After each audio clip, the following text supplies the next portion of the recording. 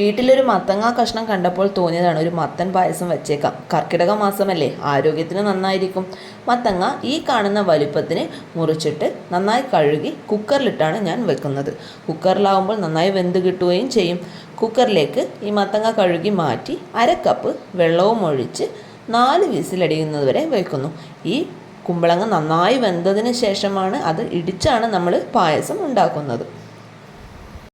ഈ സമയം കൊണ്ട് 4 കഷ്ണം വെല്ലം എടുത്ത് 1/2 ഗ്ലാസ് വെള്ളവും ഒഴിച്ച് തിളപ്പിച്ച് അതിൻ്റെ പാനി കുറുക്കി മാറ്റി വെക്കുന്നു. അതുപോലെ ഒരു മുഴുവൻ തേങ്ങ ചിരകി അതിൻ്റെ തേങ്ങാപ്പാലും എടുത്തു വെക്കുന്നു. ഇത്രയും ആകുമ്പോഴേക്കും നമ്മുടെ മത്തൻ വെന്ത് കഴിഞ്ഞിട്ടുണ്ടാവും കേട്ടോ. നമ്മുടെ മത്തൻ വെന്ത് കഴിഞ്ഞു കേട്ടോ. വെന്ത മത്തനെ നമ്മൾ മറ്റൊരു പാത്രത്തിലേക്ക് മാറ്റിയിടുന്നു. മാറ്റിയ ശേഷം കയ്യിലുപയോഗിച്ച് നന്നായി ഇടിച്ചിടിച്ച് ചാറാക്കി മാറ്റുന്നു. ഈ പരുവത്തിലായതിനു ശേഷം നമ്മൾ നേരത്തെ കുറുക്കി വെച്ചിരിക്കുന്ന വെള്ളപ്പാനിയും അതിലേക്ക് ഒഴിച്ച് അത് നേരെ അടുപ്പത്തേക്ക് വെച്ച് ഒന്ന് തിളച്ച് വരുമ്പോഴേക്കും നമ്മൾ നേരത്തെ തയ്യാറാക്കി വെച്ച തേങ്ങാപ്പാലും അതിലേക്ക് ഒഴിക്കുന്നു. എന്താ ഒരു രസം! അത് നന്നായി ഒന്ന് ഇളക്കി യോജിപ്പിച്ച് എല്ലാം ഒന്ന് തിളച്ച് വരുമ്പോൾ അതിലേക്ക് 4 ഏലക്ക ചതച്ച് ചേർക്കുന്നു.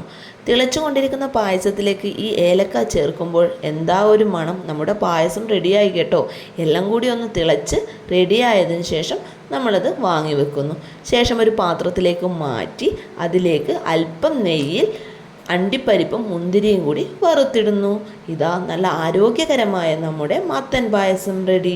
ഈ കർക്കിടക മാസത്തിൽ ശരീരരക്ഷയ്ക്ക് വളരെ ഉത്തമമായ ഔഷധ ഗുണമുള്ള ഒന്നും കൂടിയാണ് കേട്ടോ നമ്മുടെ ഈ മത്തൻ പായസം. എല്ലാവരും വീട്ടിലുണ്ടാക്കി നോക്കണേ. അതുപോലെ എൻ്റെ ഈ ചാനൽ സബ്സ്ക്രൈബ് ചെയ്യാനും ലൈക്ക് ചെയ്യാനും മറക്കല്ലേ.